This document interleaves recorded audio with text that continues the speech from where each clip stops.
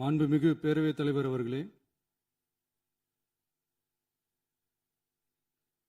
மாபெரும் தலைவர்கள் வழிநடத்திய மாண்பும் மாபெரும் வரலாற்று சிறப்பு கொண்ட இந்த சட்டமன்ற பேரவையின் 17வது சட்டமன்ற பேரவைக்கு நம்மையும் நம்ம தமிழக வெற்றி கழகத்தை சார்ந்த சட்டமன்ற உறுப்பினர்களையும் தேர்ந்தெடுத்து அனுப்பின நிரந்தரமாக என் நெஞ்சில் குடியிருக்கும் தாயன்புமிக்க தமிழக மக்கள் அனைவருக்கும் என்னுடைய மனப்பூர்வமான நன்றிகள்.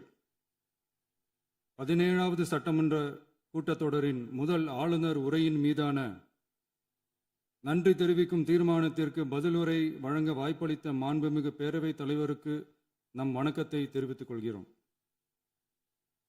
மாண்புமிகு பேரவைத் தலைவர் அவர்களே, இந்த 17வது மாமன்றத்தில் அதிகப்படியான 12 கட்சிகளை சேர்ந்த பிரதிநிதிகள் தேர்ந்தெடுக்கப்பட்டிருக்கும். நாம கொள்கை ரீதியாகவும் நிலைப்பாடு ரீதியாகவும் வேறுபட்டு இருந்தாலும் மக்கள் பணி செய்வதுதான் நம்ம எல்லாருக்கும் பிரைமரியா இருக்கிற ஒரே எய்ம். அந்த வகையில தான் நம்ம எல்லாருமே நம்ம மக்களால் அங்கீகரிக்கப்பட்டு சட்டமன்றத்திற்கு வந்திருக்கிறோம். அதனால நாம கருத்தால் வேறுபட்டாலும் மக்கள் சேவை என்ற நோக்கத்தில் நம்ம மாநிலம் சார்ந்த விஷயங்கள்ல நாம எல்லாரும் ஒன்றிணைந்து பயணிச்சா நம்ம தமிழ்நாடு என்னைக்கும் எதிலையும் முதன்மை மாநிலமாக திகழும். ஆளுநர் உரைக்கு நன்றி தெரிவிக்கும் தீர்மானத்தில் பேசின மாண்புமிகு உறுப்பினர்களுக்கு நன்றி. எதிர்த்து பேசினாதான் எதிர்கட்சின்னு ப்ரூவ் பண்ண முடியும்னு நினைச்சுக்கிட்டு பேசின எதிர்கட்சியை சேர்ந்த எதிர்கட்சி தலைவர் உள்ளிட்ட மாண்புமிகு உறுப்பினர்களுக்கும் வணக்கமும் நன்றியும். பதிலுரை வழங்குற அதே நேரத்தில் நம்மளை சட்டமன்ற உறுப்பினராக தேர்ந்தெடுத்த பெரம்பூர் தொகுதி மக்களுக்கு நம்மளோட நெஞ்சார்ந்த நன்றிகள். அதே மாதிரி ராஜினாமா பண்ணிட்டாலும் நம்மளை தேர்ந்தெடுத்த திருச்சி கிழக்கு மக்களுக்கும் இந்த மன்றத்தில் நம்மளோட நன்றியை பதிவு செய்கிறோம்.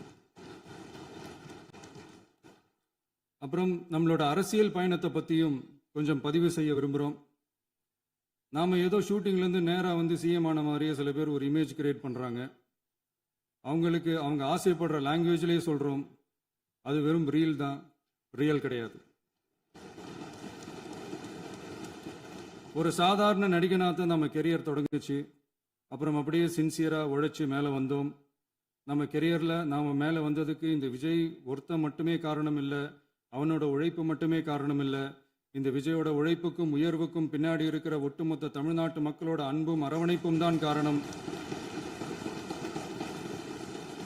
ஒவ்வொரு வீட்டில் இருக்க ஒவ்வொருத்தரும் நம்மளை அவங்க வீட்டில் ஒருத்தனா ஏற்றுக்கிட்டது தான் நமக்கு கடவுளும் மக்களும் தந்த மிகப்பெரிய வரம். அதுக்காகவே கடவுளுக்கு சமமான நம்மளோட சொந்தங்களான தமிழக மக்கள் அனைவருக்கும் மீண்டும் மீண்டும் நன்றி. இப்படி நம்மளை தாயன்போடு அள்ளி அரவணைச்ச தமிழ்நாட்டு மக்களுக்கு நாம் எப்படியெல்லாம் துணையாக இருந்தோம், எப்படியெல்லாம் மக்களோட மக்களாக இருந்தோம்னு சொல்கிறேன். 1990ஸ்லேயே ரசிகர் மன்றமாக இருந்தப்பவே மக்களுக்கு துணையாக நிற்க ஆரம்பித்தோம். அதுக்கப்புறம் நற்படி மன்றமாகவும் அதுக்கப்புறம் விஜய் மக்கள் இயக்கமாகவும் மாறி மக்களோட மக்களாக நின்றுகிட்டு இருந்தோம். 2008இல் ஈழத் தமிழருக்கு ஆதரவாக உண்ணாவிரதம் போராட்டம் செஞ்சோம். போர் முடிவுக்கு வரணும், நம்ம தொப்புள் கூடிய உறவுகளான ஈழத் தமிழர்களுக்கு பாதுகாப்பான நிம்மதியான ஒரு வாழ்வு கிடைக்கணும்னு அன்னைக்கே கோரிக்கை வச்சோம். 2009 ஆரம்பிச்ச விஜய் மக்கள் இயக்கம் வழியா நம்மளோட மக்கள் நல பணிகளை எக்ஸ்டெண்ட் அண்ட் எக்ஸ்பேண்ட் பண்ணிக்கிட்டே வந்தோம். கல்விக்கு துணையா இருந்தோம், சோஷியல் சர்வீஸ் செஞ்சோம், வெள்ள நிவாரணத்தில் துணையா இருந்தோம், கொரோனா காலத்தில் மக்களுக்கு தோள் கொடுத்தோம். விலையில்லா விருந்தகம், குருதியகம், முட்டைப்பால் ரொட்டி திட்டம், விழியகம், பயிலகம், நூலகம், இப்படி பல வழியில மக்களுக்கு துணையா இருந்தோம். அப்புறம் நம்மளோட திரைப்படங்கள்ல நம்மளால முடிஞ்ச வரைக்கும் ஊழல் எதிர்ப்பை சொன்னோம், சமூக நீதியை சொன்னோம், கல்வியை பத்தி சொன்னோம், அரசியலை பத்தி சொன்னோம். அரசியலை பத்தி பேசுனதுனால நம்ம படங்கள் சந்திச்ச இது வரைக்கும் சந்திக்கிற பிரச்சனையை பத்தி எல்லாருக்குமே தெரிஞ்சது தான். இது மட்டும் இல்லாம 2011 நாகப்பட்டினத்தில் மீனவர் பிரச்சனைகளுக்கு ஆதரவாக ஒரு பெரிய பொதுக்கூட்டம் நடத்தினோம். மீனவர்கள் மீதான தாக்குதலை கண்டிச்சு பேசி அதில் நம்மளோட எதிர்ப்பை பதிவு செஞ்சோம். 2017 ஜல்லிக்கட்டு போராட்டத்தில் தமிழர் பண்பாட்டு உரிமைக்கான நம்மளோட ஆதரவை தெரிவித்தோம். 2018 ஸ்டெர்லைட் போராட்டம் துப்பாக்கி சூட்டில் பாதிக்கப்பட்ட நம்ம சொந்தங்களை நேரில் சந்திச்சு ஆறுதல் சொன்னோம். 2021 உள்ளாட்சி தேர்தலில் விஜய் மக்கள் இயக்க வேட்பாளர்கள் போட்டியிட்டு ஜெயிச்சாங்க. கல்வி விருது விழா நடத்தி சிறந்த மதிப்பெண் பெற்ற மாணவ மாணவிகளுக்கு ஊக்கத்தொகையும் பரிசும் கொடுத்தோம். 2024 தமிழக வெற்றி கழகத்தை ஆரம்பிச்ச உடனேயே CAA-வை எதிர்த்து அறிக்கை விட்டோம். அரசியல் கட்சி ஆரம்பிச்சு விழுப்புரம் மாவட்டத்தில் விக்கிரவாண்டியில் நம்மளோட முதல் மாநில மாநாட்டிய வெற்றி கொள்கை திருவிழாவை நடத்தினோம். தந்தை பெரியார், பெருந்தலைவர் காமராஜர், அண்ணல் அம்பேத்கர், வீரமங்கை வேலுநாச்சியார், மக்கள் சேவகர் அஞ்சலை அம்மாள்னு நம்மளோட 5 கொள்கை தலைவர்களை அறிவிச்சோம். இந்தியாவிலே 2 பெண் ஆளுமைகளை கொள்கை தலைவர்கள் அறிவிச்ச ஒரே கட்சி நம்ம டிவிக்கு மட்டும்தான் என்ற பெருமையோடு அறிவிச்சோம். பெரியார் சொன்ன மாதிரியே அவர் சொன்னதுல நமக்கு ஏற்புடையதை மட்டும் எடுத்துக்கிட்டோம். அவரோட கடவுள் மறுப்பு கொள்கையில நமக்கு உடன்பாடு இல்லைன்னு ஓப்பனா அறிவிச்சோம். நமக்கு கடவுள் நம்பிக்கை உண்டுன்னு அறிவிச்சோம். யாரோட நம்பிக்கைக்கும் நாம் எதிரானவங்க இல்லைன்னு தெளிவா அறிவிச்சோம். பெண் கல்வி, பெண்கள் முன்னேற்றம், சமூக சீர்திருத்தம், சமூக நீதி, இப்படி பெரியாரோட கருத்துக்களை நிறையவே ஏத்துக்கிட்டோம்னு அறிவிச்சோம். அண்ணல் அம்பேத்கரோட சம வாய்ப்பு, சமநீதி, சமத்துவத்தை ஃபாலோ பண்ணுவோம்னு அறிவிச்சோம். பெருந்தலைவர் காமராஜரோட மதச்சார்பின்மையை ஏத்துக்கிட்டதோட அவரோட நேர்மையான நிர்வாகத்தையே ஒரு கொள்கையா ஏத்துக்கிட்டோம்னு அறிவிச்சோம். வீரமங்கை வேலு நாச்சியாரோட மண் மீட்பையும் சமூக நல்லிணக்கத்தையும் பின்பற்றுவோம்னு அறிவிச்சோம். மக்கள் சேவகர் அஞ்சலை அம்மாளோட விடுதலை வேட்கையையும் மக்களோட வாழ்வாதாரத்துக்காக உறுதியாக நிற்கிறதையும் பின்பற்றுவோம்னு சொன்னோம். எல்லாருக்கும் எல்லாமும் கிடைக்கணும், எம் மதமும் நம் மதம்னு சொல்லி மதச்சார்பற்ற சமூக நீதி தான் நம்ம கொள்கைன்னு அறிவிச்சோம். நம்ம கொள்கை எதிரி யாரு, அரசியல் எதிரி யாருன்னு ஓப்பனா அறிவிச்சோம். எல்லாத்துக்கும் மேல பிறப்புக்கும் எல்லா உயிருக்கும்ன்றத நம்மளோட அடிப்படை அரசியல் கோட்பாட்டா அறிவிச்சுட்டு தான் அரசியலுக்கே வந்தோம். நம்ம மதுரை மாநாட்டில் நம்மளோட தேர்தல் அரசியல் மற்றும் ஆட்சி அதிகார அரசியல் வழிகாட்டியா அறிஞர் அண்ணாவையும் புரட்சி தலைவர் எம்ஜிஆரையும் ஏத்துக்கிட்டதா அறிவிச்சோம். அப்புறம் இன்னனையும் நாம் இங்க பதிவு செஞ்சே ஆகணும். எல்லாரும் கட்சி ஆரம்பிச்சுட்டு தான் ஒவ்வொரு வீட்டுக்குள்ளேயும் போவாங்க. ஆனா நாம ஒவ்வொரு வீட்டுக்குள்ளேயும் போனதுக்கு அப்புறம் தான் கட்சியவே ஆரம்பிச்சிருக்கிறோம். ஒவ்வொரு வீட்டில் ஒவ்வொருத்தரும் நம்மளை அவங்க பிள்ளையா, மகனா, அண்ணனா, தம்பியா ஏத்துக்கிட்டதும் இயல்பா நடந்துச்சு. தமிழ்நாட்டு மக்களோட மனசுக்குள்ள போறதுக்கு நாம பட்ட பாடு நமக்கு மட்டும்தான் தெரியும். இதெல்லாம் புரிஞ்சாலும் புரியாத மாதிரி இருக்கிறவங்க தான் நம்மள நடிகன் என்று சொல்லியும் நம்ம கட்சியை நடிகன் கட்சின்னு சொல்லியும் சில நக்கல், நையாண்டி இதெல்லாம் பேசுவாங்க. அதை பத்தி நமக்கு கவலை இல்லைன்னு. இப்படி நம்ம அரசியல் பயணம் ரொம்ப டிரான்ஸ்பரண்டா தான் ஆரம்பிச்சிருக்கு. இந்த 2026 தேர்தலில் கூட்டணியே இல்லாமல் தனியா நின்னோம். மக்கள் நம்மளை தெளிவா புரிஞ்சுக்கிட்டதாலையும் நம்ம டிவிகே தோழர்களோட உழைப்பாலையும் நாம 35% வாக்குகளை வாங்கினோம். 1,72,00,000 வாக்குகளோட தமிழ்நாட்டிலேயே தனி பெரும் கட்சியா வந்தோம். தமிழக மக்களாலையும் நம்மளோட ஆதரவு இயக்கங்களாலையும் இதோ இன்னைக்கு இங்க நம்ம டிவிகே ஆளும் கட்சியா உட்கார்ந்துருக்கிறோம்.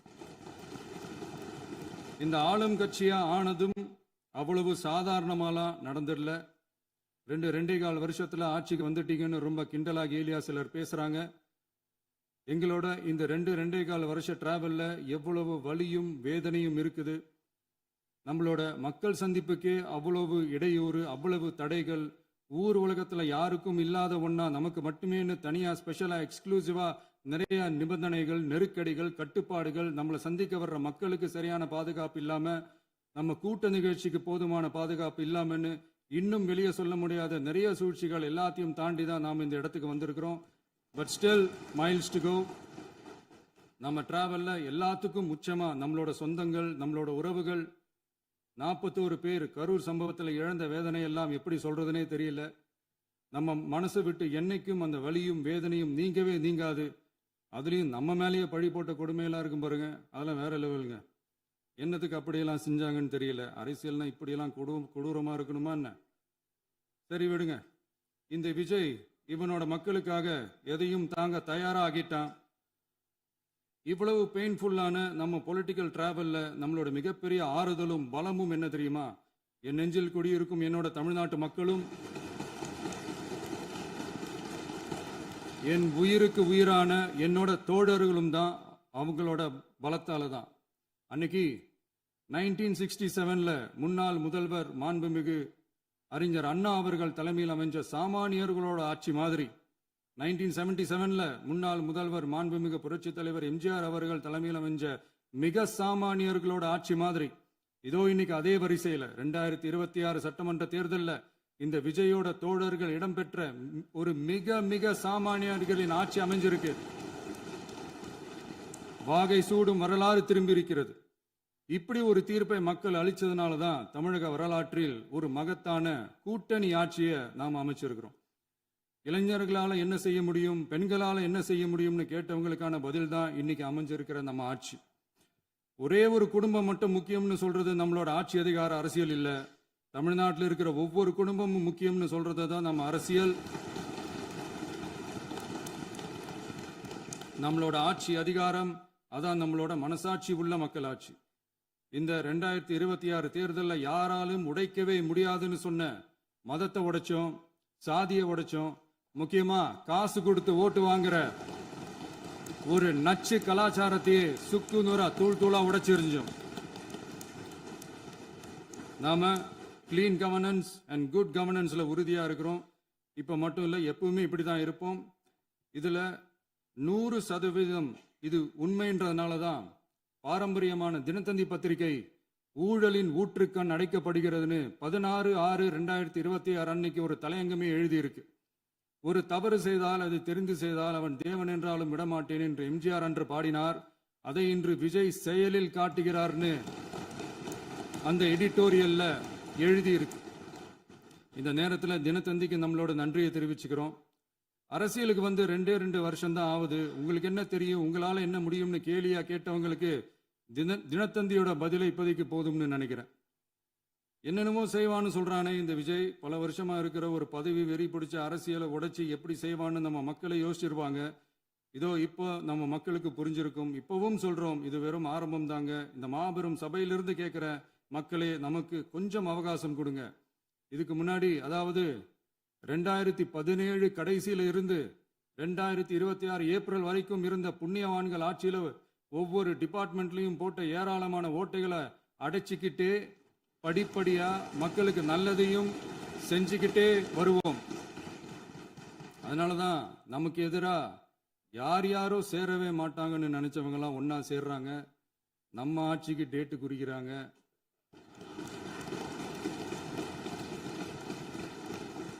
சரி, அவங்கள நம்ம மக்களே பார்த்துப்பாங்க, அதை விடுங்க. நாம ஆட்சிக்கு வந்து சரியா 40 நாள் ஆகுது. அதுக்குள்ள என்ன செஞ்சீங்கன்னு கேட்கிறாங்க. ஒரு லிஸ்ட் ஒன்று சொல்றேன் கேளுங்க. பெண்கள் பாதுகாப்புக்காக சிங்கப்பெண் சிறப்பு படை, 200 யூனிட் வரை கட்டணமில்லா மின்சாரம், போதைப் பொருள் ஒழிப்புக்காக தனிப்படை, குறுவை நெல் சாகுபடியை ஊக்குவிப்பதற்காக 134.83 கோடி சிறப்பு தொகுப்பு திட்டம், வழிபாட்டு தலம், ஸ்கூல், பஸ் ஸ்டாண்டுன்னு அதுக்கு பக்கத்தில் இருக்கிற 717 மதுபான கடைகள் மூடப்பட்டன. அங்க வேலையில் இருந்தவர்களுக்கு வேறு கடைகளில் வேலை, கவனிக்கப்படாமல் விடப்பட்ட அம்மா உணவகங்கள் புதுப்பிக்கப்பட்டன. பத்திரப்பதிவு துறையில் பகல் கொள்ளைக்கு ஃபுல் ஸ்டாப் வைக்கப்பட்டுள்ளது. வருகையில்லா ஆவண பதிவு முறை கொண்டு வர உத்தேசிக்கப்பட்ட செயல்பாட்டில் உள்ளது.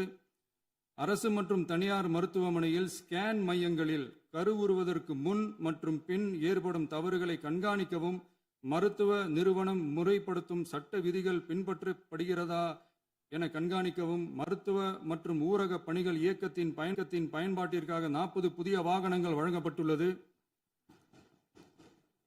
கூட்டுறவு வங்கியின் ஏழை எளிய மக்கள் வாங்கிய கடனுக்கு முதல் முத்தாய்ப்பாக ரூபாய் 2045 கோடி தள்ளுபடி வழங்கி ஆணையிடப்பட்டுள்ளது.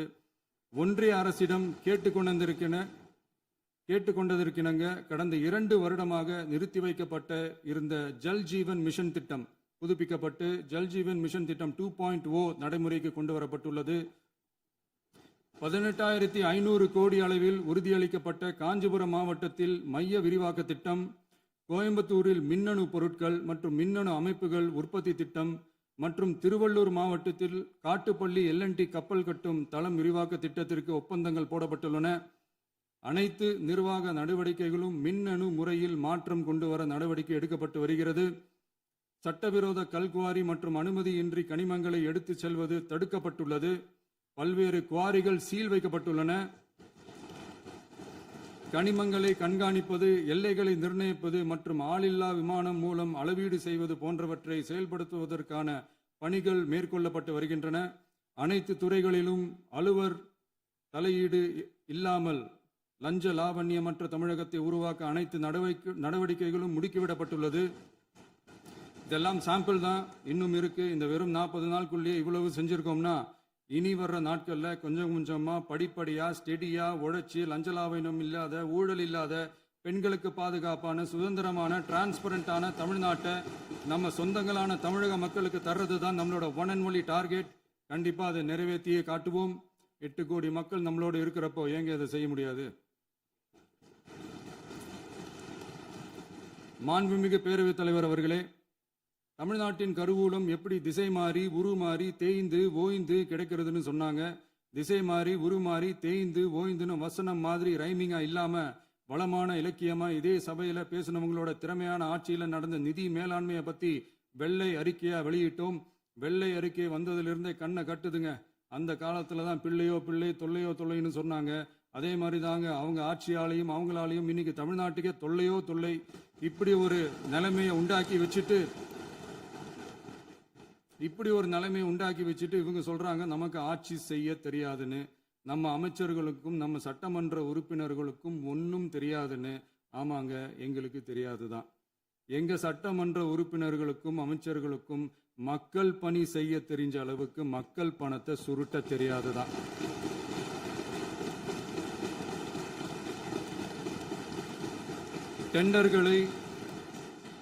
டெண்டர்களை முறைப்படுத்த தெரிஞ்ச அளவுக்கு அதோட ரேட்டை உயர்த்தி ஊழல் செய்ய தெரியாதுதான். பதவி உயர்வு வழங்கவும் பணி இடமாற்றம் கலந்தாய்வு நடத்தவும் தெரியுமே தவிர பதவி உயர்வுக்கும் பணியிட மாற்றத்திற்கும் பணம் பறிக்க தெரியாதுதான். புதிய பணியிடங்கள் உருவாக்க தெரியுமே தவிர அந்த பணியிடங்களை பணத்துக்கு விற்க தெரியாதுதான். கோயில்கள்ல நடக்கிற நிர்வாக சீர்கேட்டை தடுக்க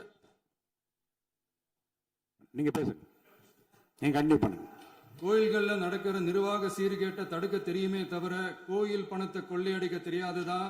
தங்கத்தை உருக்கி தாரை வார்க்க தெரியாதுதான். கனிம வளத்தை பாதுகாக்க தெரிஞ்ச அளவுக்கு கனிமத்தை வித்து கொள்ளையடிக்க தெரியாதுதான். அரசு வருமானத்தை அரசு கஜானாவுக்கு மாத்த தெரிஞ்ச அளவுக்கு அந்த பணத்தை தனிப்பட்ட கஜானாவுக்கு மடை மாத்த தெரியாதுதான். போதை கலாச்சாரத்தை தடுக்க தெரிஞ்சவங்களுக்கு போதை கலாச்சாரத்தை வளர்க்க தெரியாதுதான். நம்ம குடும்பத்தில் இருக்கிற பாட்டி, அம்மா, அக்கா, தங்கச்சி, குழந்தைங்களை, பெண்களை மதிக்க தெரிஞ்சவங்களுக்கு ஓசி பஸ், 1000 ரூபாய் கேஸு, இப்படிலாம் பேச தெரியாதுதான். எங்க உறுப்பினர்களுக்கும் அமைச்சர்களுக்கும் மக்கள் சேவை தெரிந்த அளவிற்கு சுயநல தேவையை செஞ்சிக்க தெரியாதுதான். அதனாலதான் சொல்றோம், எங்களை பார்த்து எதுவும் தெரியாதுன்னு சொல்றவங்களுக்கு சொல்றோம், இதெல்லாம் எங்களுக்கு தெரியாதுதான். உங்களை மாதிரி முறைகேடுகளை செய்யறத நாங்க தெரிஞ்சுக்கவும் போறதில்ல, தெரிஞ்சுக்கவும் ஆசைப்படல. அத கடைசி வரைக்கும் எங்களுக்கு தெரியாமலே இருந்துட்டு போகட்டும். அதனால நாங்களும் எங்க மக்களும் வெரி வெரி ஹாப்பி தான். மாண்புமிகு பேரவைத் தலைவர் அவர்களே, எதிர்ப்பவர்கள் எதிர்க்கட்சி என்பதற்காக எங்கள் ஆட்சி மீது 1000 பழி போடலாம். ஆனாலும் தமிழக மக்களுக்கு உண்மையை உணர்த்த வேண்டியது நம்மளோட கடமை. மின்வெட்டை பொறுத்தவரை தமிழ்நாடு மின்மிகை மாநிலமாக இருந்தாலும் கடந்த காலங்களில் ஏற்பட்ட நிர்வாக குளறுபடிகளும் மின்சார சாதனங்கள் மற்றும் மின் மாற்றிகளில் ஏற்படும் பழுதாலும் வேண்டுமென்றே சிலரின் நடவடிக்கைகளாலும் இந்த மின்வெட்டிற்கு காரணமாக உள்ளது. மின் விநியோக மீட்பு நடவடிக்கைகளை ஒருங்கிணைப்பதற்காக எதிர்பாராமல் இரவு நேரங்களில் ஏற்படும் மின் தடங்களை விரைந்து சரி செய்வதில் 10 உயர்மட்ட கண்காணிப்பு குழுக்கள் மற்றும் 125 சிறப்பு மின் தடை நீக்க ரோந்து வாகனங்கள் வழங்கப்பட்டு 24 மணி நேரமும் கண்காணிக்கப்படுகிறது. கூடுதலாக தற்போது 77 புதிய மின் தடை நீக்க மையங்களும் உருவாக்கப்பட்டுள்ளன. விரைவில் இந்த மின்வெட்டு நிலைமை அறவே நீக்கப்படும். மாண்புமிகு பேரவைத் தலைவர் அவர்களே, நம்ம விவசாயிகள் எல்லாரும் நம்மளை நல்லா புரிஞ்சுக்கிட்டு தமிழக வெற்றி கழகத்தை ஏத்துக்கிட்டாலும் எதிர்க்கட்சிகளோட தூண்டுதலால சில இடங்கள்ல சில போராட்டங்கள் நடக்குது. எதிர்க்கட்சிகள் என்னதான் சித்து வேலை செஞ்சாலும் விவசாய பெருமக்கள் எல்லாரும் நம்ம ஆட்சி அவங்களுக்கான ஆட்சி தான் நல்லா புரிஞ்சுதான் வச்சிருக்கிறாங்க. இந்த வருஷம் எல்னினோ விளைவா எப்பவும் இருக்கிறத விட இந்த டைம் மழை குறையுங்கிறதையும் நம்ம விவசாயிகள் உணர்ந்துதான் இருப்பாங்க. இருந்தாலும் நம்ம அரசு நம்ம விவசாயிகளோட வாழ்வாதாரத்துக்காக பக்கபலமாகவும் உறுதியாகவும் துணை நிற்கும்ங்கிறத தெரிவிச்சுக்கிறோம். நம்ம தமிழகத்தில் ஏற்கனவே நடந்த அதி அற்புதமான சூப்பரான நிர்வாக திறன் கொண்ட 50 வருஷ அரசியல் அனுபவம் கொண்ட 2.0, 3.0, 4.0 பல 0.0 மாடல் ஆட்சி நடத்த கனவு கண்டவங்களோட அட்டகாசமான ஆட்சிக்காரங்க பல்வேறு விதமான நிதி நெருக்கடியை நம்ம மக்களுக்கும் நமக்கும் பரிசா கொடுத்துட்டு போய் இருந்தாலும் கூட்டுறவு வங்கிகளின் மூலம் 75,000 வரை பயிர்கடன் பெற்று குறு சிறு இதர பெரு விவசாயிகளுக்கு 100% முழுமையான பயிர்கடன் தள்ளுபடியும் 75,000க்கு மேல் கடன் பெற்றவர்களுக்கு குறைந்தபட்சமாக 35,000 பண பயன் கிடைக்கும் அளவிற்கு மொத்தம் 14,43,504 விவசாயிகளுக்கு ரூபாய் 5,932.23 கோடி பயிர்கடன் தள்ளுபடி வழங்கப்பட்டுள்ளது. மாண்புமிகு பேரவைத் தலைவர் அவர்களே, நாம ஒன்றியத்தில் கூட்டுறவு கூட்டாட்சி, மாநிலத்தில் சுயாட்சி என்ற கொள்கையை கொண்டவங்க தான் ஏற்கனவே அறிவிச்சிருக்கிறோம். தற்போதைய ஒன்றிய அரசு சார்ந்த கட்சியுடன் அரசியலில் கொள்கை அளவில் நேர் எதிராக நிற்கிறவங்க தான் நாம. அதே சமயத்தில் எதுக்கெடுத்தாலும் கண்ணை மூடிக்கிட்டு ஒன்றிய அரசோட மோதல் போக்கை விரும்புறவங்க நாம இல்ல. நமக்கு எப்பவுமே தமிழகத்தின் வளர்ச்சி மட்டும்தான் முக்கியம். அதுக்காக நம்மளோட அரசியல் ரீதியான கொள்கைகளையோ மாநில உரிமைகளையோ கொஞ்சம் கூட விட்டு கொடுக்கவே மாட்டோம். அதுல ரொம்ப தெளிவாகவும் உறுதியாகவும் இருக்கிறோம். இனியும் இப்படித்தான் இருப்போம். அதுல ஒருபோதும் மாற்றமே இருக்காது. அதனால இதுல யாரு திசை திருப்ப வேலையில் ஈடுபட்டாலும் அவங்க எல்லாரும் மக்கள் மத்தியில் தோற்பது உறுதி.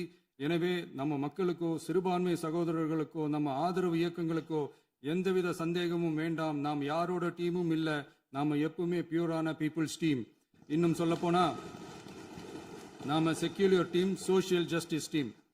மாண்புமிகு பேரவைத் தலைவர் அவர்களே, அரசு விழாக்கள், கல்வி நிறுவனங்கள் மற்றும் பல அதிகாரப்பூர்வ நிகழ்ச்சிகளோட தொடக்கத்தில் நம்ம தமிழ்தாய் வாழ்த்த பாடுறது தான் வழக்கமா இருக்கு.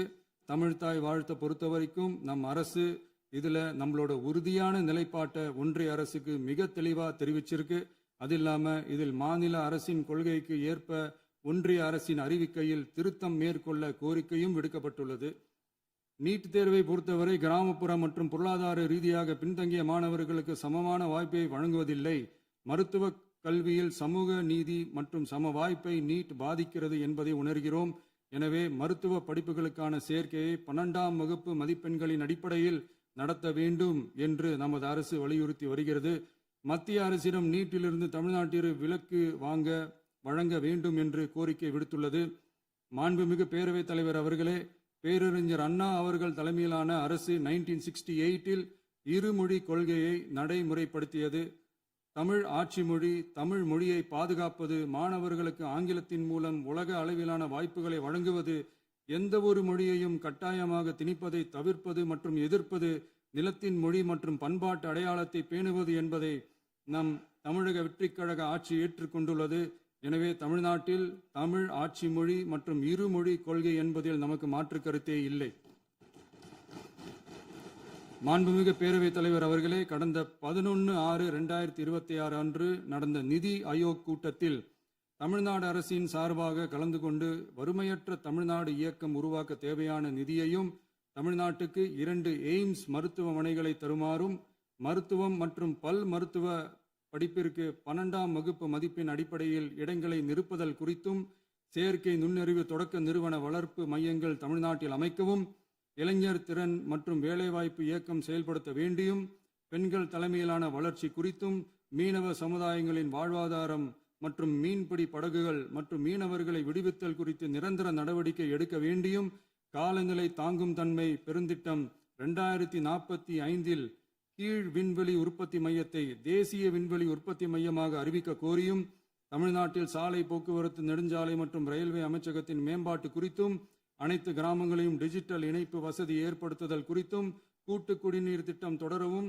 அரசின் விழாக்களில் தமிழ்தாய் வாழ்த்துக்கான முதலிடத்திற்கான கோரிக்கையும், மேகதாது அணை கட்டுமான நிறுத்தத்தை உறுதிப்படுத்தவும், மாநிலத்தின் மீது மும்மொழி கொள்கையை வற்புறுத்தாமல் புதிய கல்விக் கொள்கையை திணிக்காமல் தமிழகத்திற்கான கல்வித்தொகை ரூபாய் 3284 கோடியை விடுவிக்க கோரியும், ஆண்டுதோறும் 5 லட்சம் இளைஞர்களுக்கு உதவித்தொகையுடன் கூடிய பணியினை தொழில்நுட்ப பயிற்சி வழங்க ஒத்துழைப்பு வழங்குமாறும், ஒகேனக்கல் 3ஆம் கட்ட கூட்டு குடிநீர் திட்டத்திற்கான நிதி ரூபாய் 2283.40 விடுவிக்கவும், வேலை வாய்ப்பு மற்றும் வாழ்வாதாரத்துக்கான உத்தரவாத திட்டத்தின் கீழ் வேலை வாய்ப்புகளை உருவாக்க உடனடி நடவடிக்கை மேற்கொள்ள வேண்டியும் மற்றும் திருக்குறளை தேசிய இலக்கியமாக அறிவிக்குமாறும் தமிழ்நாடு சார்பில் பேசியுள்ளோம் என்பதை தெரிவித்துக் கொள்கிறோம். மாண்புமிகு பேரவைத் தலைவர் அவர்களே, அண்டை மாநிலங்களுடனான நட்புறவு ஒரு மாநிலத்தின் வளர்ச்சிக்கும் நாட்டின் ஒற்றுமைக்கும் மிகவும் அவசியமானது. தமிழ்நாடு தனது அண்டை மாநிலங்களுடன் நதி நீர் பங்கீடு, பொருளாதாரம், கல்வி, கலாச்சாரம் மற்றும் போக்குவரத்து துறைகளில் நல்லுறவை பேணி வருகிறது. பரஸ்பர மரியாதை, ஒத்துழைப்பு மற்றும் கூட்டாட்சி தத்துவத்தின் அடிப்படையில் அண்டை மாநிலங்களுடனான நட்புறவை வலுப்படுத்தவும் நமது ஆட்சியில் காக்கப்படுகிறது. மாண்புமிகு பேரவைத் தலைவர் அவர்களே, சட்டம் ஒழுங்கை பற்றி பேச்சு வந்தது. சட்டம் ஒழுங்கு சரியா இருக்கணும் அப்படின்றதுல எங்களுக்கு மாற்று கருத்தே கிடையாது. கண்டிப்பா லா அண்ட் ஆர்டர் கரெக்டா இருக்கணும், கரெக்டா இருக்கும், இருக்க வைப்போம். அதே மாதிரி பெண்கள் பாதிக்கப்படுறதையும் இங்க யாராலையும் சகிச்சுக்கவே முடியாது. அதுக்கான கடுமையான நடவடிக்கைகள் நம்ம அரசு எடுத்துக்கிட்டு இருக்கிறோம். இந்த சிங்கப்பெண் சிறப்பு அதிரடிப்படை கூட அதுக்கான ஒரு ஃபர்ஸ்ட் ஸ்டெப் தான். அதே மாதிரி இந்த போதைப் பொருள் நடமாட்டம் அதை கண்ட்ரோல் பண்றதுக்கும் நம்ம அரசு கடுமையான நடவடிக்கைகள் எடுத்துக்கிட்டு இருக்கிறோம். அதையும் கண்டினியூ பண்ணி எடுப்போம். மாண்புமிகு பேரவைத் தலைவர் அவர்களே, இப்போ நான் சொன்ன இந்த பிரச்சனைகள்லாம் 2026 போன மாதம் மே மாதம் 10ஆம் தேதி புதுசாக வந்துடல. இதெல்லாம் பல வருஷமா இருக்கிற பிரச்சனைகள் தான், பல வருஷமா கண்டுக்காம விட்ட பிரச்சனைகள் தான். இன்னைக்கு எதிர்கட்சிக்காரங்க அதை பற்றி கேட்கும் போது எனக்கு அது அக்கறையாக தெரியல, அவதூறு அரசியலாக தான் தெரியுது, பழி போடுற அரசியலாக தான் தெரியுது. இப்படி அவதூறு பழி போடுறவங்கள பார்த்து ஒன்று தான் கேட்கணும்னு தோணுது. கடந்த 9-10 மாசமா நம்ம ஸ்டேட்ல சட்டம் ஒழுங்கு டிஜிபியே இல்லை. சட்டம் ஒழுங்கு டிஜிபியை போடுங்கன்னு சொல்லி எல்லாம் ஓஞ்சி போயிட்டோம். போன ஆட்சியில் நடந்ததுக்கெல்லாம் இப்பதான் விடையே கண்டுபிடிக்கிறோம் நம்ம ஆட்சியில்.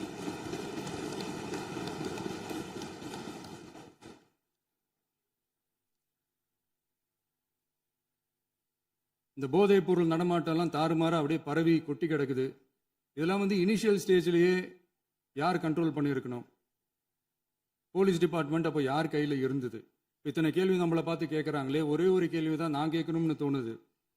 போலீஸ் டிபார்ட்மெண்ட்டை கையில் வச்சுக்கிட்டே பிகினிங்லேயே இனிஷியல் ஸ்டேஜ்லேயே இந்த போதைப் பொருள் நடமாட்டத்தை ஏன் கண்ட்ரோல் பண்ணலை? மனசாட்சி உள்ளவங்க இந்த பிரச்சனையெல்லாம் ஏன் நடக்குதுன்றது அவங்களுக்கே நல்லா தெரியும்.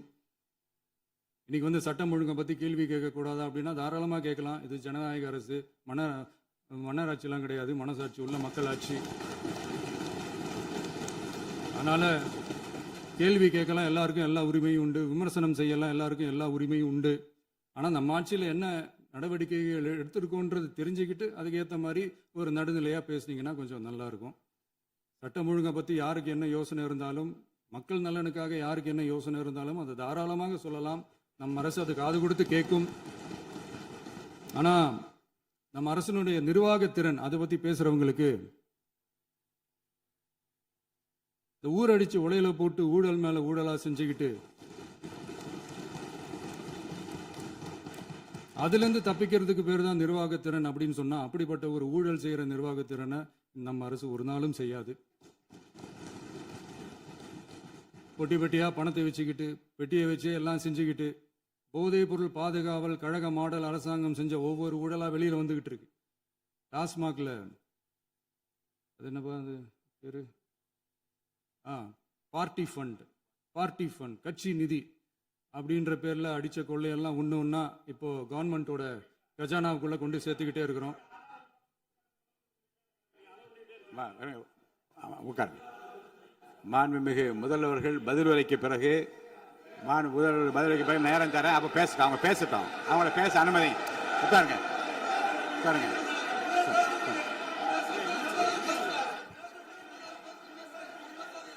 மாண்புமிகு அலோவ் பண்றேன் உட்காருங்க. மாண்பு உறுப்பினர்கள் நீங்க இங்க உட்காருங்க, அமைதியா உட்காரு. நீங்க எல்லாம் உட்காருங்க. உட்காருங்க, உட்காருங்க. மாண்புமிகு நீங்க எல்லாரும் உட்காருங்க, உட்காருங்க, உட்காருங்க, உட்காருங்க, உட்காருங்க. அமைதியா உட்காருங்க. இருங்க, உட்காருங்க. அப்புறம் நீங்க என்ன உட்காருங்க. நான் கொடுப்பேன், உட்காருங்க. நான் பாயிண்ட் ஆஃப் வர கொடுங்க, நான் கொடுக்குறேன். உட்காருங்க, உட்காருங்க, உட்காருங்க, உட்காருங்க, உட்காருங்க, உட்காருங்க, உட்காருங்க, உட்காருங்க, உட்காருங்க, உட்காருங்க, உட்காருங்க. மாண்புமிகு முதல்வர் அவர்கள் கோர்வையாக நிதானமாக சொல்லிக்கொண்டே இருக்கிறார். நீங்க குறிப்பெடுத்து வைத்துக் கொள்ளுங்கள். பேசி முடித்தவுடன் நான் உங்களுக்கு அவகாசம் தருகிறேன். நீங்க ஒண்ணு ஒண்ணா சொல்லுங்க, என்ன என்பது நீங்க சொல்லுங்க. உங்க சொல்லுகிற வாய்ப்பை நான் உங்களுக்கு தருகிறேன். இப்போது மாண்புமிகு முதலமைச்சர் உங்கள் உரையை தொடரலாம்.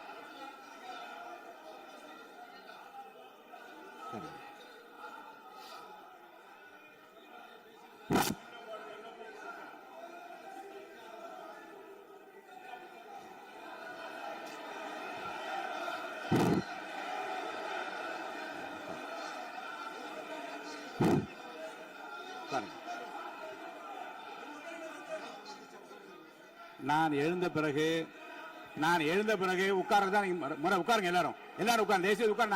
நான் அலோவ் பண்றேன்.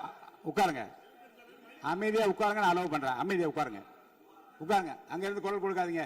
உட்காருங்க.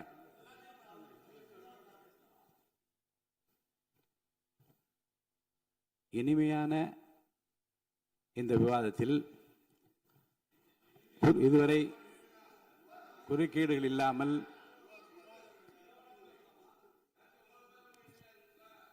கொஞ்சம் அமைதியா இருங்க. மாண்புமிகு முதல்வர் அவர்கள் பேசி முடித்தவுடன் பாயிண்ட் ஆஃப் ஆர்டர் கேட்டிருக்கீங்க, நான் அனுமதிக்கிறேன்.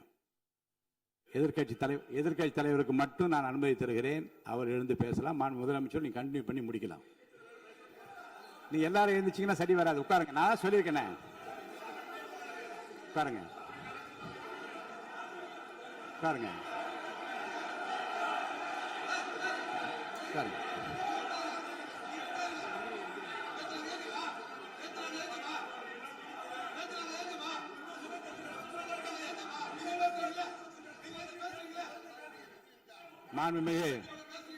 மாண்பு உறுப்பினர் அமைதி காக்க வேண்டும். நேற்று எதிர்க்கட்சி தலைவர் பேசுகிற போதும் அவர் பேசுகிற எல்லாவற்றுக்கும் நான் அனுமதி அளித்தேன். அதில் பாயிண்ட் ஆஃப் கேளுங்க, அந்த விவாதத்தில் கேளுங்க. இப்போதும் மாண்புமிகு முதலமைச்சர் அவர்கள் பேசி முடித்த பிறகு நான் உங்களுக்கு அதுக்குரிய அவகாசத்தை தருகிறேன். நீங்க கேள்வி கேளுங்க. கேட்கிற உரிமையும் விளக்கத்தை பெற்றுக்கொள்ள உரிமை உங்களுக்கு இருக்கிறது. அதற்கு அவகாசம் நான் தருகிறேன்.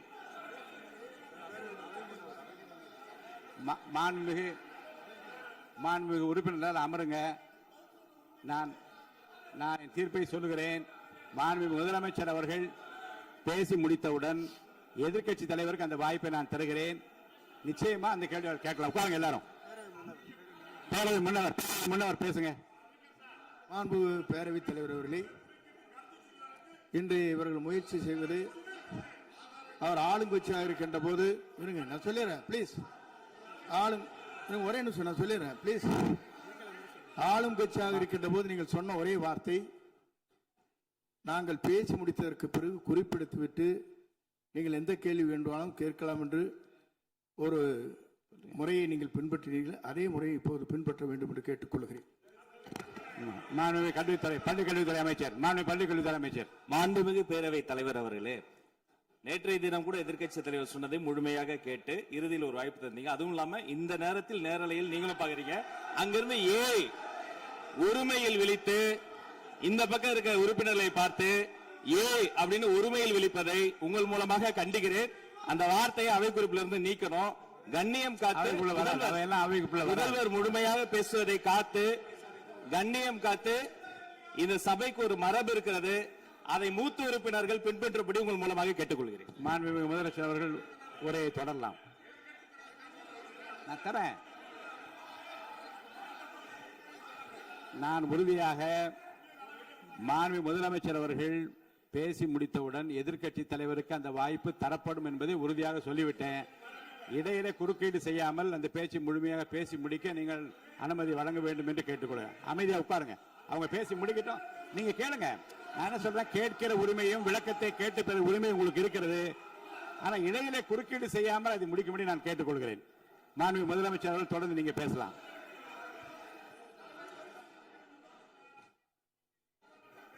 எதிர்க்கட்சி தலைவர் அவர்கள் உங்கள் கட்சியினுடைய உறுப்பினரை அமைதிப்படுத்த வேண்டும் என்று நான் கேட்டுக்கொள்கிறேன். உங்களுக்கு வாய்ப்பு தரவில்லை என்றால் அவர் எழுந்து நிற்பதில் நியாயம் இருக்கிறது. வாய்ப்பு தரப்போகிறேன்.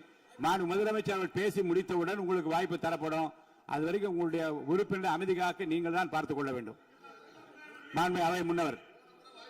மாண்புமிகு பேரவைத் தலைவர் அவர்களே, அவர் அப்போது சொன்னது வேறு, இப்போது நடந்து கொள்கிற முறைகள் வேறாக இருக்கிறது. அன்றைக்கு அவர் சொல்லுகிற போது அமைச்சர் அத்தனை பேரும் பேசி முடித்ததற்கு பிறகு உங்களுடைய கருத்துக்கள் யாராவது தெரிவிக்கலாம். இப்போது பின்பற்றினால் நன்றாக இருக்கும். நீங்கள் அதற்காகத்தான் சொன்னீர்கள். முதலமைச்சர் பேசியதற்கு பிறகு எதிர்க்கட்சி தலைவர் அவர்கள் பேசுவதற்கு வாய்ப்பளிக்கிறோம் என்று சொல்லியிருக்கிறார்கள். ஆகவேதான் அந்த வாய்ப்பை நீங்கள் இல்ல அது பதில் சொல்லணும்னு கேட்டிருக்காங்க. பதில் சொல்லணும் சொல்லியிருக்காங்க. பதில் சொல்லினா தங்க பிரச்சனை இல்ல. அப்படி இல்ல. ஆகவே இல்ல நேற்றைய தினம் நீங்கள் அப்படி பேசிக்கொண்டது ஆறாவது இல்ல. நேற்றைய தினம் நீங்கள் பேசுகிற போது ஆறாவது குறுக்கிட்டார்களா? நீங்கள் பேசுகிற போது யாருமே குறுக்கிடவில்லை. நீங்க எவ்வளவு பேசினீர்கள், எவ்வளவு வார்த்தைகள் பேசினீர்கள் என்பதெல்லாம் எங்களுக்கு தெரியும். யாருமே அதில் குறுக்கிடவில்லை. இது முதலமைச்சர், எங்கள் முதலமைச்சர் எதிர்க்கட்சி தலைவர் பேசுகிறவர் யாரும் குறுக்கிட வேண்டாம் என்று சொன்னார்கள். அதை நாங்கள் பின்பற்றினோம். ஆனால் இன்றைக்கு நீங்கள் பின்பற்றவில்லை என்பதால் வேதனையாக இருக்கிறார். முன்னவர் நேற்று எதிர்க்கட்சி தலைவர் பேசுகிற போது அடுக்கடுக்காக குற்றச்சாட்டுல வைத்தார். இப்போ அதற்குரிய மாண்புமிகு பொதுப்பணித்துறை அமைச்சர்கள் காலையில் அலுவலகத்தை சந்தித்து அவர்கள் சாட்டிய குற்றச்சாட்டுகளுக்கெல்லாம் ஆதாரங்களை எல்லாம் நான் கொண்டு வந்திருக்கிறேன் என்று சொன்னேன். நான் நேற்று அந்த விஷயம் நேற்றோடு முடிந்து விட்டது. ஆதாரங்களை கொடுங்கள். தக்க நேரத்தில் இதை பற்றி சொல்ல வேண்டிய நேர்ந்தால் நான் இதெல்லாம் ஆய்வு செய்து உரிய நேரத்தில் அவை குறிப்பிட்டு ஏற்றுவதற்கு முன்பாக அவரிடம் காட்டி அதற்கு பிறகு அதை பற்றி முடிவெடுக்கும் என்று நான் சொன்னேன். இப்போதும் சொல்லுகிறேன், முதலமைச்சர் அவர்கள் பேசிக் கொண்டிருக்கிறார். பேசி முடிக்கட்டும். எதிர்க்கட்சி தலைவருக்கு உறுதியாக நான் வாய்ப்பு தருவேன். அவர் கேள்விகளை முன்வைக்கலாம், விளக்கங்களை பெறலாம். இப்போதைக்கு பேரவைத் தலைவர் என்ற முறையில் என்னுடைய முடிவு இதுதான். அவையில் இருக்கக்கூடிய உறுப்பினர்கள் அமரும்படி நான் கேட்டுக்கொள்கிறேன். நான் முதலமைச்சர் அவர்கள் பேச வேண்டிய போ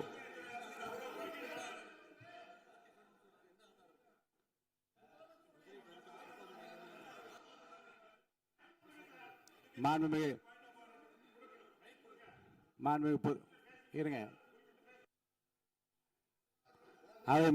முன்னவர் பேரவைத் தலைவர் அவர்களே, நேற்றைய தினம் நீங்கள் முழுமையாக பேசினீர்கள். உங்கள் பேச்சுக்கள் எப்படி இருந்தது என்பதும் நாடறியும். இருந்தாலும் கூட நாங்கள் அமைதியாக இருந்தோம். இல்ல நீங்க இருங்க. ஒவ்வொரு வார்த்தைக்கு இருங்க. நீங்க மின்வெட்டையில நீங்க சொன்னீங்க. உங்களுடைய முன்னாள் அமைச்சர் ஆற்காடு வீராசாமி இருக்கிற போது மின்வெட்டால் தான் நாங்கள் ஆட்சியே மாறியது என்றெல்லாம் சொன்ன கதையெல்லாம் இருக்கு. அதெல்லாம் சொன்னோம்னாங்க. நாங்களே அமைதியா இருந்தோம். அதுக்கு அங்கே தயவு செய்து எதிர்க்கட்சி தலைவருக்கு வாய்ப்பளிக்கிறார்கள். அந்த வாய்ப்பை நீங்கள் அவர் முதலமைச்சர் பேசியதற்கு பிறகு பேசினால் அழகாக இருக்கும். அவை முன்னர் பள்ளி கல்வித்துறை அமைச்சர். மாண்புமிகு பேரவைத் தலைவர் அவர்களே, அவர் ஒரே ஒரு வார்த்தையை தான் சொன்னார். பார்ட்டி ஃபண்ட் என்ற வார்த்தையை கேட்டு எதிர்க்கட்சி நண்பர்கள் கோபப்படுகிறார்கள். ஆனால் அதன் மீது உங்களுக்கு பாயிண்ட் ஆஃப் ஆர்டர் தருவதாகவும் நீங்கள் சட்டப்பேரவைத் தலைவர் சொல்கிறீர்கள். நேற்றைய தினம் இதே போல வெற்றி தலைவர் அவர்களினுடைய வழிகாட்டில் வளர்ந்த நாங்கள் சகிப்புத்தன்மையோடு அவர்கள் பல வார்த்தைகள் சொன்னார்கள். புதிதாக சோஃபா மாடல் என்றார்கள், குதிரை பேரம் என்றார்கள், எத்தனையோ வார்த்தைகள் சொன்ன போது சகிப்புத்தன்மையோடு அதை கேட்டு பொறுமையாக இருந்தோம். குதிரை பேரம் எல்லாம் அவைக்குள் நீக்கப்பட்டு விட்டது. சரி, சோஃபா மாடல் என்று ஒன்று சொன்னார்கள். ஆதாரம் கேட்டு இப்படி எழுந்து நாங்கள் கொந்தளிக்காமல் ஒரு சட்டமன்றத்தில் ஒரு உறுப்பினர் எப்படி நடந்து கொள்ள வேண்டும் என்பதற்கு எடுத்துக்காட்டாக தமிழக வெற்றி கழகத்தின் உறுப்பினர்கள் நடந்து கொண்டார்கள். இப்போது மதிப்பிற்குரிய எதிர்க்கட்சி தலைவர் அவர்களே, உங்களூடாக நான் கேட்பது என்னவென்றால், அவர்களினுடைய கட்சி உறுப்பினர்களை அவர் அமைதிப்படுத்தி முதல்வர் அவர்கள் உரையை முழுமையாக கேட்டு சகிப்புத்தன்மைக்கு சட்டமன்றத்தில் இந்த பக்கம் மட்டுமல்ல அந்த பக்கமும் எடுத்துக்காட்டாக இருப்பதற்கு அவர் வழிவகை செய்ய வேண்டும் என்று உங்கள் மூலமாக கேட்டுக்கொள்கிறேன். மாண்புமிகு பொதுப்பணித்துறை அமைச்சர்.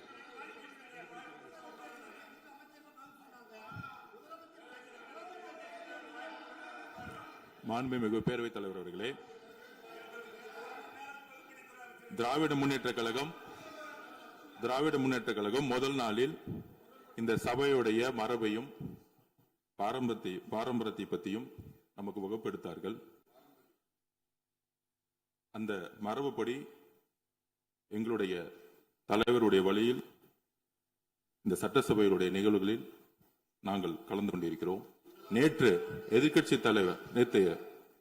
தலைவர் பேசும் பொழுது எவ்வளவோ வார்த்தைகள் உண்மைக்கு புறம்பாக சட்டத்திற்கு எதிராக ஒரே நிமிஷம் பேசுறேன். சட்டத்திற்காக பேசும் பொழுது நாங்கள் அமைதியாக இருந்தோம். ஒரு 2-3 முறை தான் அவரு பேசும்போது மினிஸ்டர்கள் இருந்துச்சு நின்னாங்க. ஆனா இன்னைக்கு மாண்புமிகு முதலமைச்சருடைய முதல் உரை, கடந்த 4 நாட்களாக திராவிட முன்னேற்ற கழகம் முதலமைச்சர் ஏன் பேசலன்னு சொல்லிட்டே இருந்தாங்க. இன்னைக்கு பேச ஆரம்பிச்ச உடனே அவர் சொன்ன வார்த்தை பார்ட்டி ஃபண்ட் சொன்னார். எந்த பார்ட்டின்னு சொல்ல. ஆனா அந்த வார்த்தைகள் சொல்லி முடிஞ்ச உடனே எதற்காக முதலமைச்சருடைய பேச்ச இவங்க குறுக்கிறாங்கன்னு தெரியல. நீங்கள் சொன்னதுபடி முதலமைச்சர் பேச வேண்டும். பேசிய பின்பு கருத்துகளுக்கு பதிலளிக்க அவர்கள் பதிலளிக்கும், நாங்களும் பதிலளிக்க தயாராக இருக்கிறது பதிவு பண்றோம். மாண்புமிகு முதலமைச்சர் அவர்கள்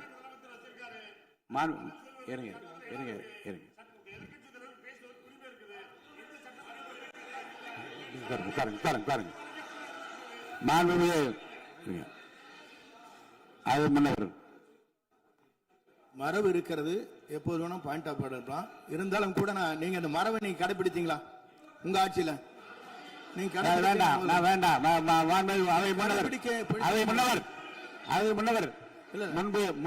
முன்பு எப்படி நடந்தார் என்பதை பற்றியோ முன்பு நடந்த நிகழ்வுகள் பற்றியோ நீங்கள் சொல்லி மீண்டும் மீண்டும் இந்த அவையினுடைய மாண்பை குறைக்க வேண்டாம் என்று நான் கேட்டுக்கொள்வது வேண்டாம். இப்போது உள்ள பிரச்சனை, மாண்பு முதலமைச்சர் அவர்கள் தன்னுடைய பேச்சை உறுதி செய்து முடிக்க வேண்டும். அவர் முடித்த பிறகு எதிர்க்கட்சி தலைவருக்கு நான் நிச்சயமாக வாய்ப்பு தருவேன். அவர் கேள்வி கணைகளை தொடுக்கலாம், சந்தேகங்களை கேட்கலாம். விளக்கம் தருவதற்கு மாண்பு முதலமைச்சர் அவர்கள் தயாராக இருக்கின்றார். அமைதியாக என்னை அமரும்படி நான் கேட்டுக்கொள்கிறேன். இப்போது நான் அனுமதிக்க முடியாது. மாண்பு முதலமைச்சர் உரையை தொடரலாம்.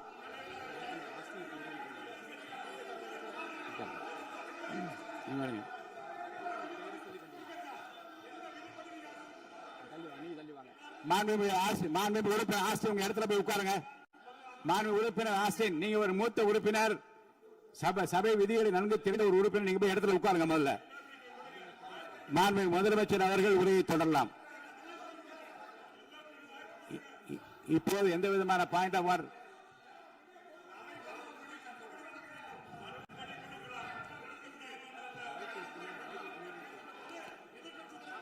நான் வாய்ப்பு இல்லை என்று சொன்னால் நீ எழுந்து நிற்பதிலே நியாயம் இருக்கிறது. உட்காருங்க. வாய்ப்பு உறுதியாக எதிர்க்கட்சி தலைவருக்கு பாயிண்ட் ஆஃப் ஆர்டர் மட்டுமல்ல, உட்கார்ந்து அவர் பேசிய பேச்சுக்கள் என்னென்ன இருங்க, என்ன உங்களுக்கு சந்தேகம் இருக்கிறதோ, வினாக்கள் இருக்கிறதோ அதை நீங்க கேட்கலாம். அவர் பதில் சொல்வதற்கு தயாராக இருக்கிறார். பேசி முடிக்கின்ற வரை அமைதி காக்கும்படி உங்களை நான் கேட்டுக்கொள்கிறேன். மாண்புமிகு எதிர்க்கட்சி தலைவர் முழு ஒத்துழைப்பை நீங்கள் தர வேண்டும் என்று நான் எதிர்பார்க்கிறேன்.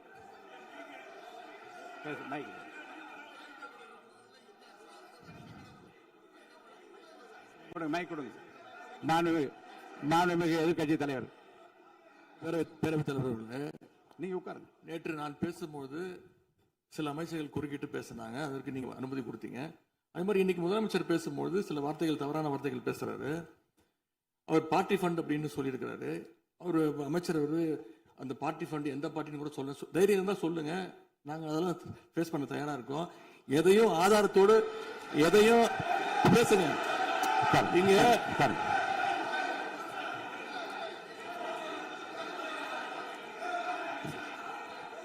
அது மாதிரி பேரவைத் தலைவர் அவர்களே, நேற்று நான் பேசி முடிஞ்சோடனே நீங்க வந்து அவை முடிஞ்சிருச்சுன்னு சொல்லிட்டீங்க.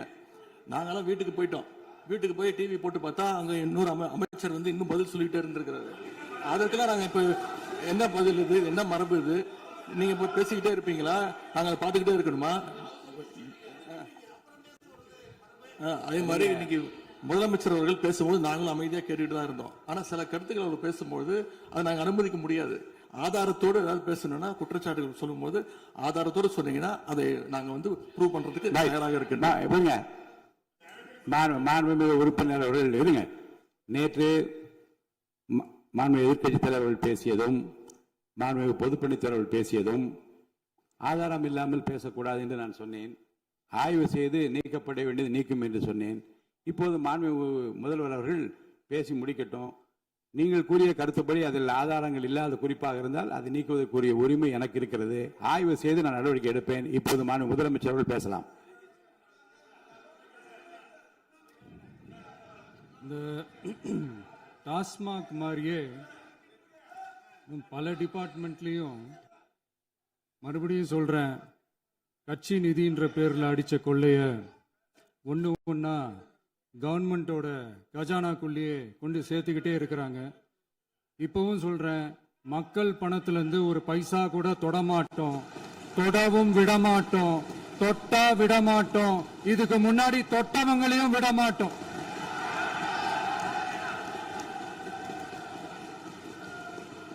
ஒவ்வொரு ஊழலா வெளியில வரும் போலயே ஒவ்வொரு வேஷமா கலைஞ்சிரும் போலயே இங்க இருக்கிற நிறைய பேரு நடுங்கி போய் இதுல நம்ம மேல அவதூறு வேற. இப்ப புதுசா ஒரு வெப்பன் ஒண்ணு கொண்டு வந்திருக்காங்க. அது என்ன தெரியுமா? அவங்க தயவால தான் நம்ம ஆட்சி நடக்குதான். மக்கள் தயவால இந்த ஆட்சி நடந்துகிட்டு இருக்கு. மனசாட்சி உள்ள சக்திகளோட ஆதரவால இந்த ஆட்சி நடந்துகிட்டு இருக்கு. நாங்க தான் அனுப்பி வச்சோம் அப்படின்றாங்களே. அனுப்பி வச்சவங்களுக்கு மினிஸ்ட்ரியில இடம் கொடுத்தா ஏன் கதறீங்க? ஏன் இவ்வளவு கோவம்? ஏன் இவ்வளவு கதறல்ஸ்? இதுல இன்னொரு முக்கியமான விஷயம், மார்க்சிஸ்ட் கம்யூனிஸ்ட் கட்சி நமக்கு ஆதரவு கொடுத்தது சுயேட்சையா எடுத்த முடிவுன்னு சொல்றாங்க. அதே மாதிரி இந்திய கம்யூனிஸ்ட் கட்சி நமக்கு ஆதரவு கொடுத்தது சுயேட்சையா எடுத்த முடிவுன்னு சொல்றாங்க. இதுல எங்க இருந்து நாங்க தான் அனுப்பி வச்சோம்னா புரியலையே. மக்களுக்கு நல்லா புரியும். எல்லாத்தையும் தெளிவா பார்த்துக்கிட்டு இருக்கிறாங்க.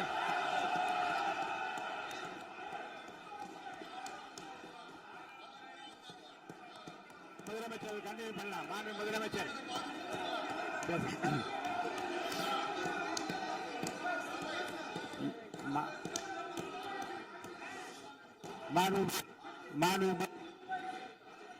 முதலமைச்சர் கண்டினியூ பண்ணலாம். நீங்க கண்டினியூ பண்ணலாம்.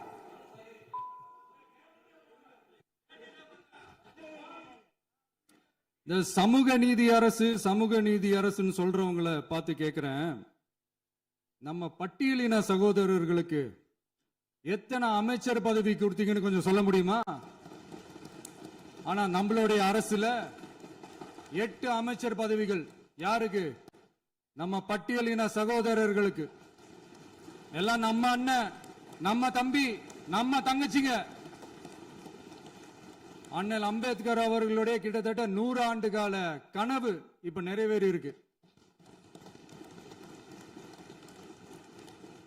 நான் ஏன் கொஞ்சம் சவுண்டா பேசுறேன் அப்படின்னா அவங்களுக்கு கேட்கணுன்றதுக்காக, தப்பா எடுத்துக்காது.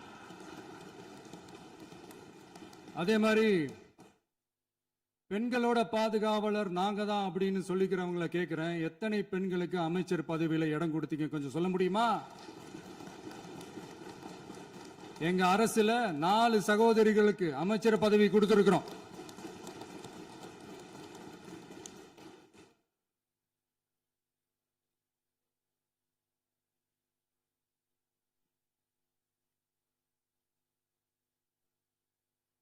அதனால மக்களால் நிராகரிக்கப்பட்டு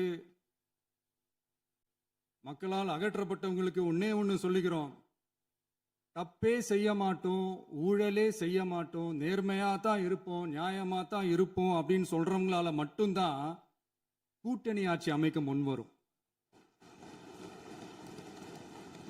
ஆட்சியிலையும் பங்கு, அதிகாரத்திலையும் பங்கு கொடுக்க முன்வரும்.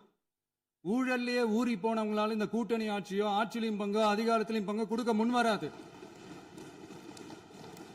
மெஜாரிட்டி இருந்தாலும் தரமாட்டாங்க, மெஜாரிட்டி இல்லைனாலும் தரமாட்டாங்க. கேட்டா ரெடிமேடா ஒரு பதில் ஒண்ணு வச்சிருப்பாங்க, கூட்டணி ஆட்சியை மக்கள் விரும்ப மாட்டாங்கன்னு. அதே மக்கள் தான் இப்ப அவங்கள பார்த்து சிரிக்கிறாங்க. நான் பதவியேற்ற அன்னைக்கு கொஞ்சம் டைம் அவகாசம் கேட்டேன். எதுக்கு கேட்டேன்? நிதி நிலைமைலாம் கொஞ்சம் மோசமா இருக்குது, அதெல்லாம் கொஞ்சம் சரி செஞ்சுக்கிட்டே படிப்படியா கொஞ்சம் கொஞ்சமா நான் கொடுத்த வாக்குறுதிகள்லாம் செயல்படுத்துவேன், அதுக்காக கொஞ்சம் டைம் அவகாசம் கேட்டேன். நான் ஏதோ வேற எதுக்காகவோ வேற யாருக்காகவோ ஏதோ அவகாசம் கேட்ட மாதிரி. அடுத்து இங்க சபையில இல்லாதவங்களை பத்தி பேச வேண்டாம்னு நினைக்கிறேன்.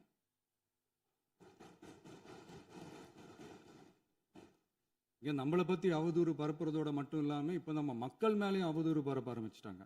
மக்கள் நமக்கு ஓட்டு போட்டது தப்பான், குடும்பம் குடும்பமா நமக்கு ஆதரிச்சது தப்பான். இது இப்ப இல்ல, நான் சொல்றது எம்ஜிஆர் அவர்கள் காலத்திலிருந்தே. அப்பவே அவர் ஜெயிச்சப்போ அதே மக்களை தப்பு தப்பா பேசுறது. மக்கள் என்ன பண்ணிட்டாங்க, எம்ஜிஆர் என்ன பண்ணிட்டாரு, எம்ஜிஆர் என்ன இது பண்ணிட்டாரு. 50 வருஷமா ஒரே டெக்னிக்கா.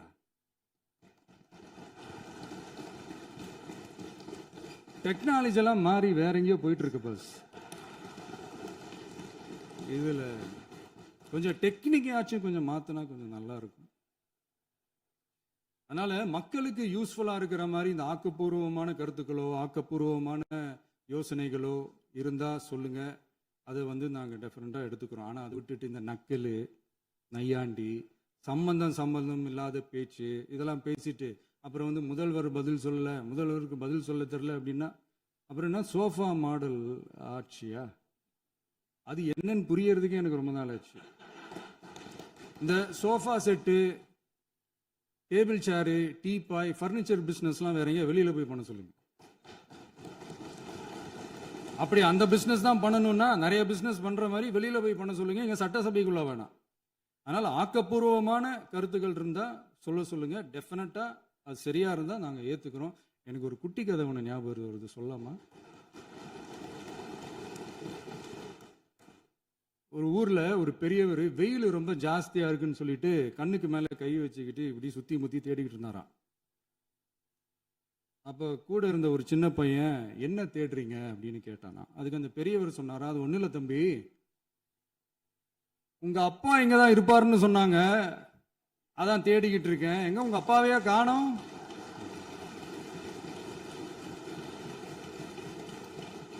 இல்ல அந்த எங்களுக்கும் நக்கலா நையாண்டியா சம்பந்தம் இல்லாத குட்டி கதை இதெல்லாம் எங்களுக்கும் பேச தெரியும்.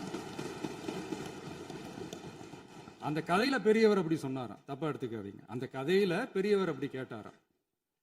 அதனால யாரும் இங்க டென்ஷன் ஆக வேணாம். அதனால இன்னொரு இந்த என்னுடைய உரையை முடிக்கிறதுக்கு முன்னாடி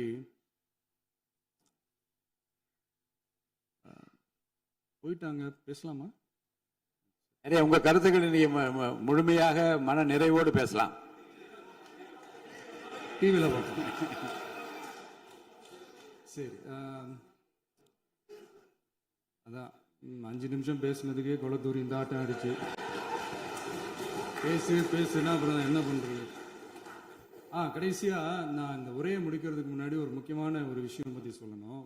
ஆளுநர் உரை அன்னைக்கு இந்த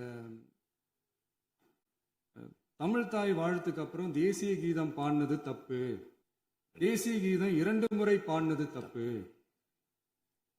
அப்படி ஒரு நிகழ்வு இதுக்கு முன்னாடி இந்த சட்டசபையில நடந்ததே கிடையாது, அந்த மரபையே மாத்திட்டீங்க, இப்படி ஒரு பெரிய ஒரு போர் மாதிரி எதிர்கட்சியை சார்ந்தவங்கலாம் சொன்னாங்க இல்லையா?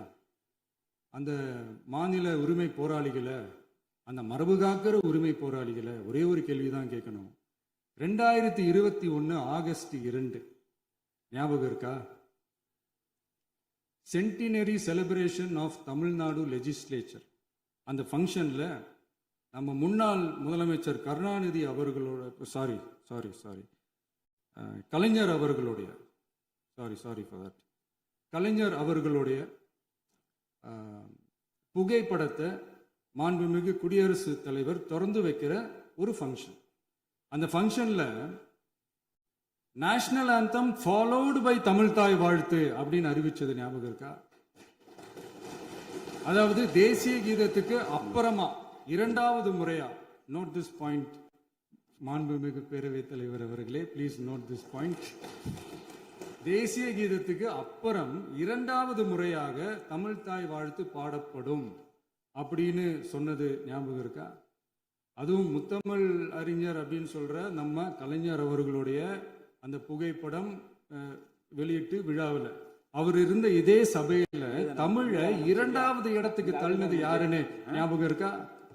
அது மட்டும் இல்ல, அந்த தேசிய கீதத்தை நாட்டுப்பண் நேஷனல் ஆந்தம்னு சொல்லி அதே ஃபங்க்ஷன்ல கடைசியா ஃபங்க்ஷன் முடியும் போது செகண்ட் டைம் தேசிய கீதம் பாடினதும் ஞாபகம் இருக்கா? இதே அவையில் தான், அது அவை குறிப்பிலும் இருக்கிறது, இதே அவையில் தான் நடைபெற்றது. இந்த தக்க நேரத்தில் இந்த ஆதாரங்களை அளித்த மாண்பு முதல்வர்களுக்கு நன்றியை தெரிவித்துக் கொள்கிறேன்.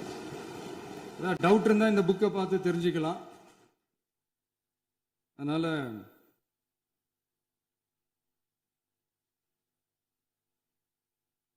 இதெல்லாம் கேட்டா என்ன சொல்லுவாங்கன்னா, அது ஜனாதிபதி கலந்துகிட்ட ஃபங்க்ஷன், அதெல்லாம் அப்படிதான், அதெல்லாம் கண்டுக்க கூடாது அப்படின்னு சொல்லுவாங்க. இதே மாதிரி தான் பேசுறது ஒன்று, செய்யறது ஒன்று, பேசுறது ஒன்று. இதெல்லாம் மக்கள் பார்த்துக்கிட்டு இருக்காங்க. எலெக்ஷனுக்கு முன்னாடி தான் அப்படி செஞ்சுக்கிட்டு இருந்தாங்க. இப்போ எலெக்ஷனுக்கு அப்புறம் அதே தான் செய்கிறாங்க. இந்த விஜயையும் சாமானியர்களின் உண்மையான சமூக நீதி அரசையும் அவமானப்படுத்துறதுக்கு தான் அவங்களோட அந்த பொலிட்டிக்கல் சீனியாரிட்டி அது பயன்படுத்துது போல. சரி, செய்யட்டும், நல்லா செய்யட்டும்.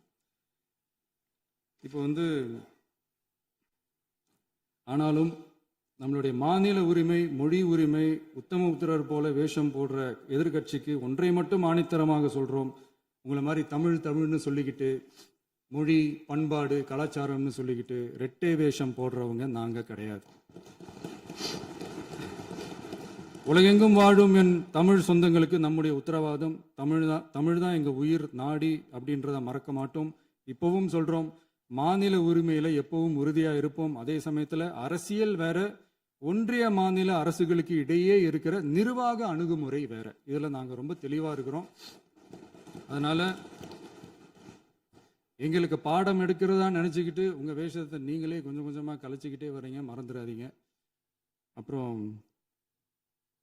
நேற்று எதிர்கட்சி தலைவர், மாண்புமிகு எதிர்கட்சி தலைவர் பேசும்போது நிறைய பேசினாங்க. அதுல ஒண்ணு மட்டும் அரசு சொல்றதா நினைச்சுக்கிட்டு நம்மளை இன்டைரக்டா ஈவில் அப்படின்ற அந்த வார்த்தையை யூஸ் பண்ணாங்க.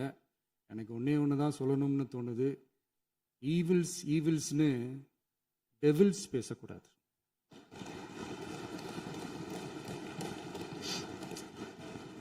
அவங்க இருந்திருந்தா ஒரு ஆக்ஷன் பண்ணணும்னு எனக்கு தோணுச்சு. எல்லாரும் போயிட்டாங்க. பர்மிஷன் பண்ணலாமா? இப்பவும் பண்ணலாம், ஒன்றும் தப்பு இல்லை.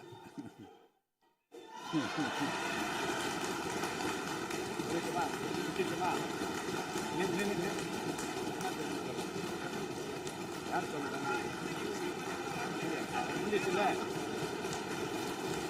எழுந்து சொல்லணும், உட்காந்து சொல்லட்டுமா?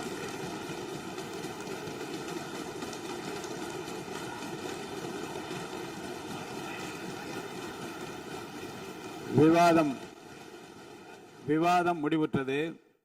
மாண்புமிகு உறுப்பினர்கள் முன்மொழிந்த திருத்தங்கள் வலியுறுத்தப்படுகின்றனவா என்று அறிய விரும்புகிறேன். மாண்புமிகு உறுப்பினர்கள் முன்மொழிந்த திருத்தங்கள் அனைத்தும் பேரவையின் அனுமதியில் திரும்ப பெறப்படுகின்றன. 2026 ஆண்டு ஜூன் திங்கள் 18ஆம் நாளன்று சட்டமன்ற பேரவைக்கு மாண்புமிகு ஆளுநர் அவர்கள் ஓந்தளித்த பெருரைக்கு தமிழ்நாடு சட்டமன்ற பேரவை உறுப்பினர்கள் பெரிதும் நன்றி உடையவர்களாவர் என்று மாண்புமிகு பேரவை துணைத் தலைவர் திரு மு ரவிசங்கர் அவர்களால் 19/6/2026 நாளன்று முன்மொழியப்பட்ட தீர்மானம் பேரவையின் முடிவுக்கு விடப்படுகிறது. ஏற்போர் ஆம் என்க. மறுப்போர் இல்லை என்க. ஏற்போரே அதிகம் என்று கருதுகிறேன். ஏற்போரே அதிகம். தீர்மானம் நிறைவேறியது.